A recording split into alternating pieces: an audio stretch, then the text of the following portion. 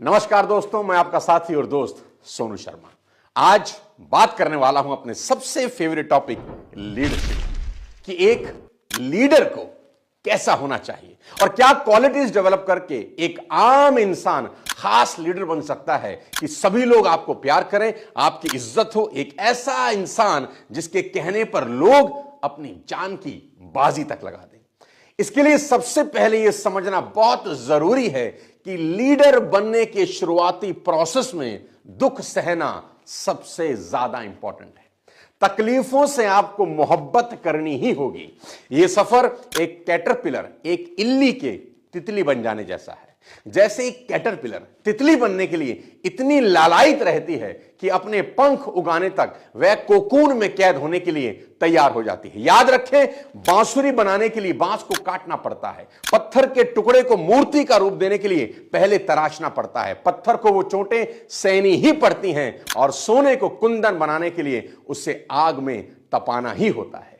Leader बनने के process में जीवन की शुरुआती तकलीफें आपका इम्यून सिस्टम बेहद मजबूत कर देती हैं और देखें, अंत में सब अच्छा होता है। और किसी ने बिल्कुल ठीक कहा है, जिसकी आत्मा ने तप किया हो उसे ही तो परमात्मा कहते हैं।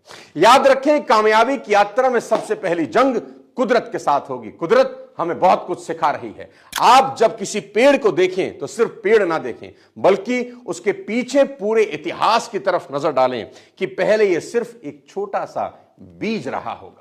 धरती मां लाड करके इसको निकम्मा कभी नहीं बनाती। पहले उसे जमीन में गाड़ा जाता है ताकि वह अपनी जड़ें जमा सके, फिर भीतर से बाहर फूटे कि जब यह सिर्फ छोटा सा पौधा था, कोई छोटा सा बच्चा इसे उखाड़ सकता था, जानवर इसे खा सकते थे, सूखा, बाढ़, कीड़े मकोड़ों का खतरा था, इसने सबको झेला। एक लीडर को भी शुरुआत के दौर में सब कुछ झेलना ही होगा। एक बीज सब झेलता है ताकि वह एक विशाल पेड़ बन सके। पेड़ सिर्फ पेड़ नहीं, कुदरत की एक बहुत बड़ी सीख है कि शुरुआती दौर में आपको तपना ही होगा।